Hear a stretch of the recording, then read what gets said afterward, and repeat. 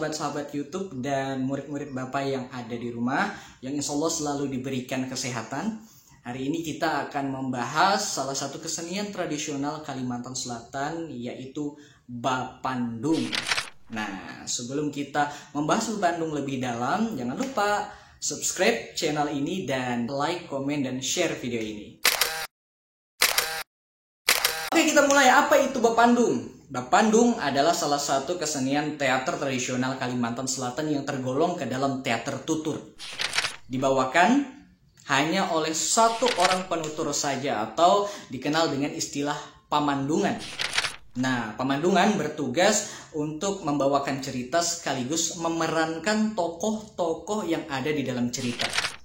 Dengan cara menirukan tingkah laku, atau mengubah suara, atau bisa juga menggunakan kostum atau properti yang sudah disiapkan sesuai dengan keperluan tokoh di dalam cerita. Oke gengs, lanjut.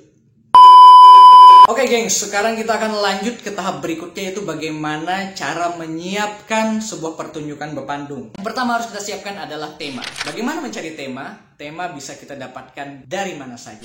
Kita bisa mengeksplor dari alam, kita bisa eksplor dari fenomena sosial, kita bisa eksplor dari diri kita sendiri. Intinya bahwa tema bisa kita dapatkan dari mana saja. Semesta telah menyediakan miliaran tema untuk diangkat ke sebuah pertunjukan. Tahap kedua adalah membuat cerita atau storyline. Bagaimana caranya? Tipsnya adalah awali dengan pertanyaan, bagaimana jika?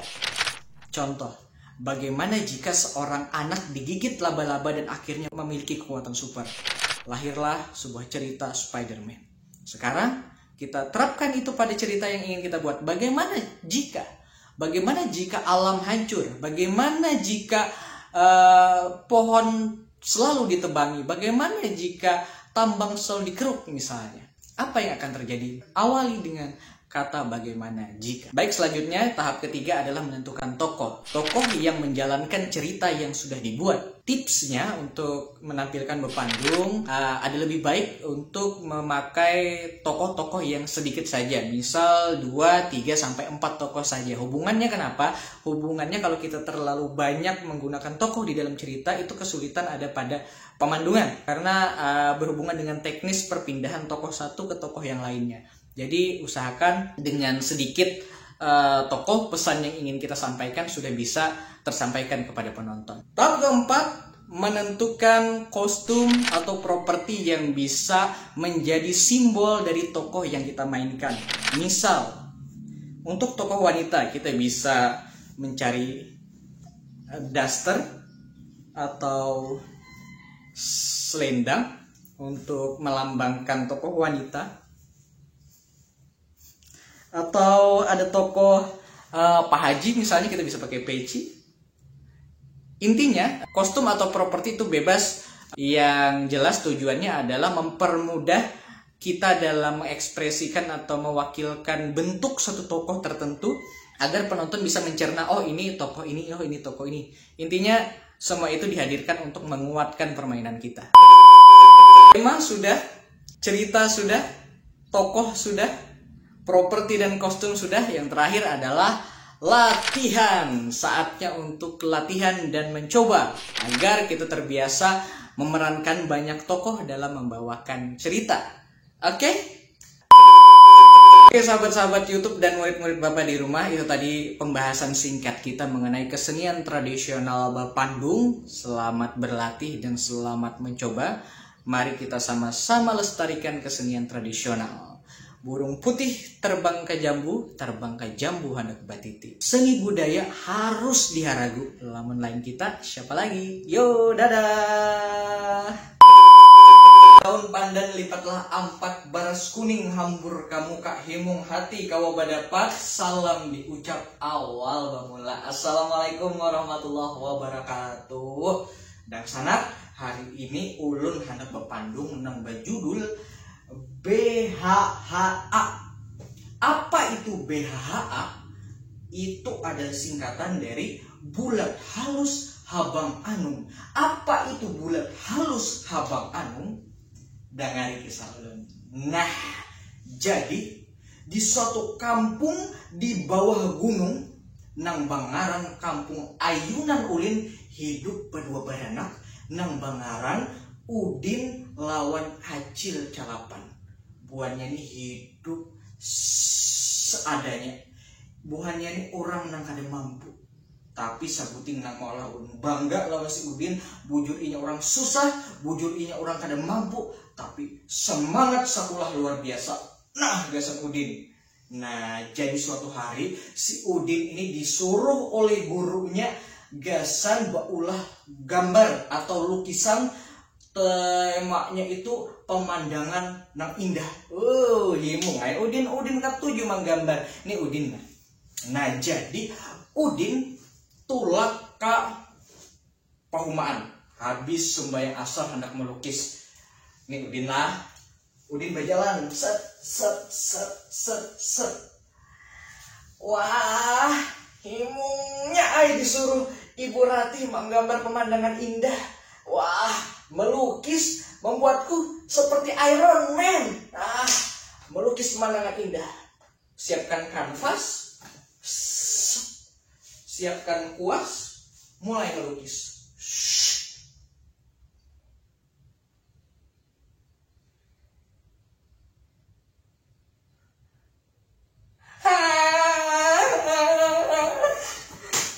Bisa kada jadi dapat 100 kayak ini. Disuruh ibu menggambar lukisan pemandangan indah. Tapi lihati, kada ada pemandangan indah. Gunungnya gundul, sungainya hiram. Kayak apa ini? Maka pemandangan indah. Kemana mencari pemandangan indah? Aduh, maka hari sanja pulang. Aduh, dicari mak kayak ini. Aduh. Udin stres, Udin bingung mencari pemandangan indah. Bujur jar Udin kada lawas, mamanya datang. Mamanya ini cantik luar biasa. Sehari ini gin kalah. Nih mamanya nah. Datang mamanya bapak mamai. Apa? Para maghrib sudah. Masih di luar aja. Malih anu nah jilbabnya.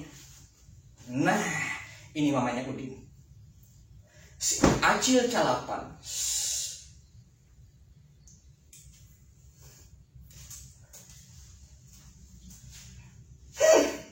Udin, ini sudah jam berapa? Maghrib, ayo berikan. Tapi ulun disuruh Ibu Rati melukis pemandangan indah. Tapi kada ada pemandangan indah, Nyata, kada ada pemandangan indah. Coba lihati. Hutan gundul, banyu rigat, itu sabarataan gara-gara orang sakti nang katuju manambang hutan. Manataki pohon. Saya sabarataan rigat. Udah, kada usah menggambar pemandangan indah. Lamun hendak melihat yang indah-indah, lukis mamanya aja sudah. Lagi belikan. Maghrib sembayangan.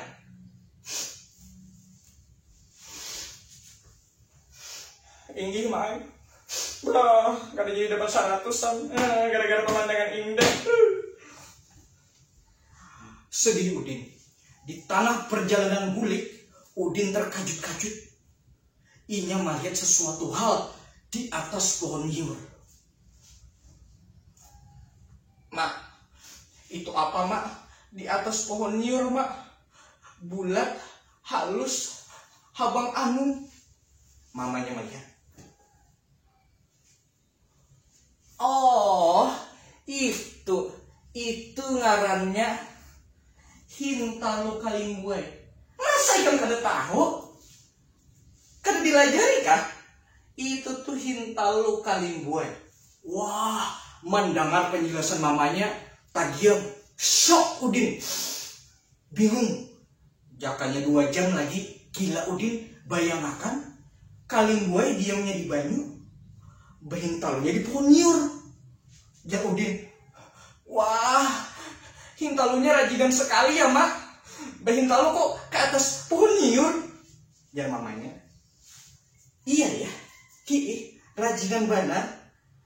Oh ya Udin, Hintalu Kalimbue itu jak orang bahari, itu ada maknanya.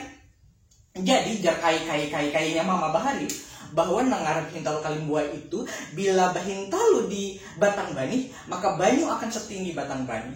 Bila inya bahintalu di tiang rumah maka tiang rumah colok. Bila inya bahintalu di atas pohon nyiur itu artinya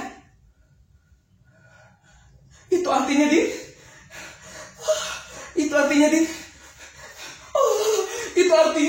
oh my gosh, itu artinya kampung kita pajangan tinggal setinggi pohon nyiur. Wow, Udin himung banget. Wah mama, itu artinya kita bagus Udin bisa berkunjungan dong. Dasar kali tadi pintar. Itu artinya di naik kampung kita tinggalan banyu pacangan bah. Lajui kita balapor ke pembakal. Makasih. Wah, buka. Mamanya Udin lawan Udin buka, hendak balapor ke pembakal bahwa akan terjadi bencana banjir di tengah perjalanan. Ini bertamu lawan pembakal. Ini pembakal. Pembakal sudah buka juga membawa puntalan.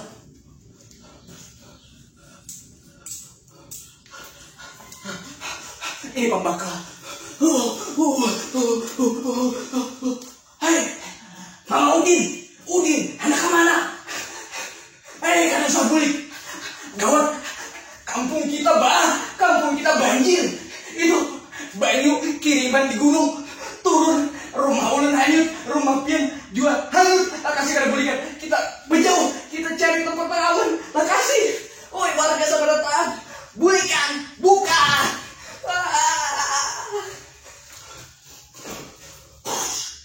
Akhirnya kampung Nambangaran ayunan ulin tinggalan jadi danau. Nah, dan sanak berataan. Lamun kampung pian atau rumah pian kada hendak jadi danau, kada hendak jadi lautan, atau kada hendak jadi dongeng belaka, maka pian tahu apa yang harus kita lakukan. Pasar aja lagi. Assalamualaikum warahmatullahi wabarakatuh.